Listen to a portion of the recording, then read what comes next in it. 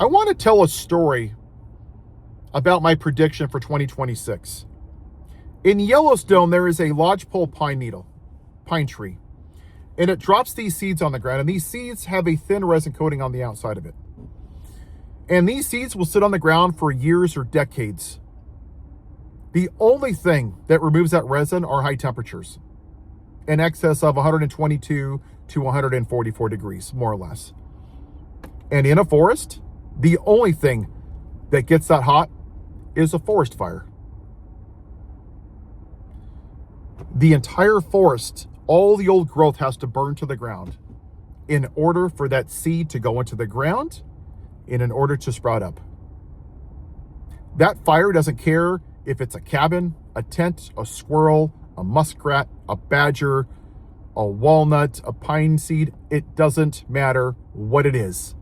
It will burn indiscriminately.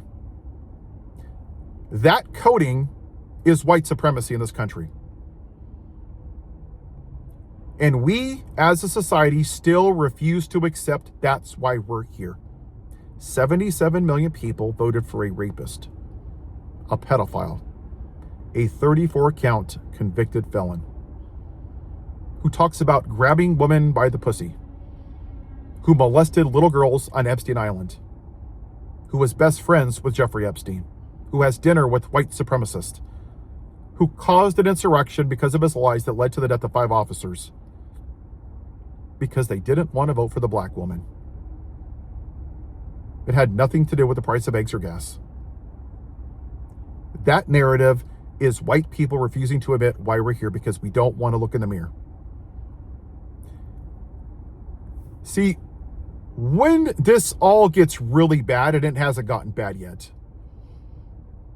it's going to destroy everything in its path. And there are still white people in this country in their privilege that think that the fire's not going to touch them. They'll be safe because their privilege doesn't affect them. We will not remember the words of our allies, rather the silence of our friends. I asked for a general strike, and people didn't want to do it because they couldn't afford to. It was too uncomfortable.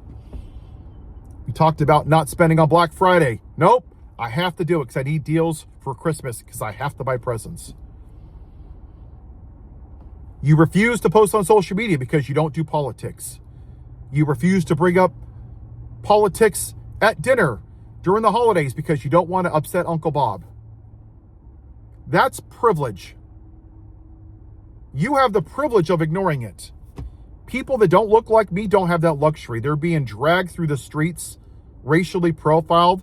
Over 200 citizens have been detained just because they're not white, to prove that they're citizens.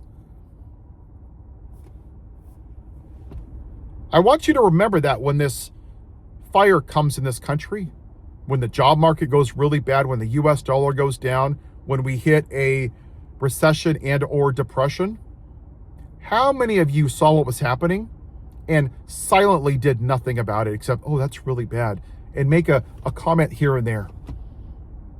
And you had a chance to use your privilege for good.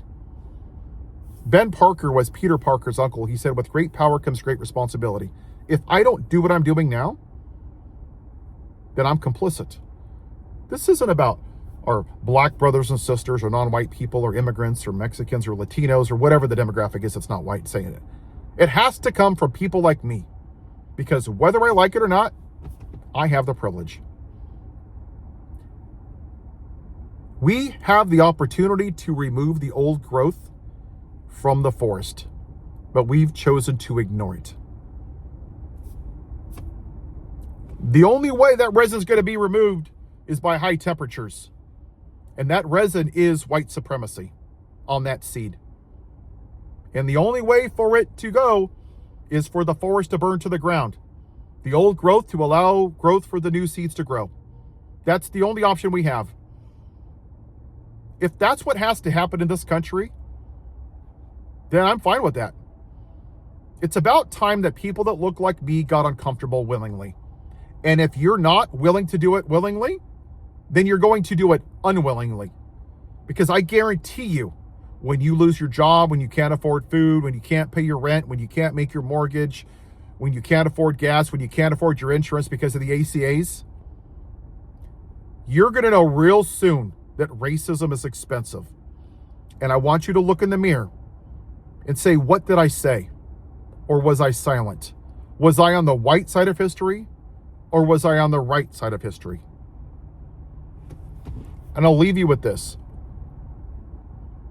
I'm going to modify this quote from back in the day because I think it's pertinent to today's climate. First, they came for the immigrants, but I wasn't an immigrant, so I didn't say anything. Then they came for the black people, but I wasn't black, so I didn't say anything.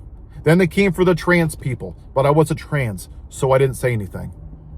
And then they came for me. And there was nobody left to help me. That's on you. How is history going to remember you?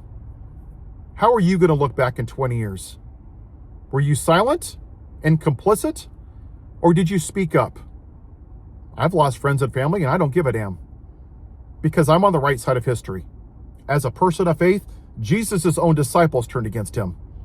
He was literally murdered for doing the right thing. Martin Luther King was murdered for doing the right thing. John Lewis was almost beaten to death for doing the right thing. Kaepernick lost his job for doing the right thing. But you can't even post on social media because you're worried about upsetting Uncle Bob. That is the white side of history. Pick a side.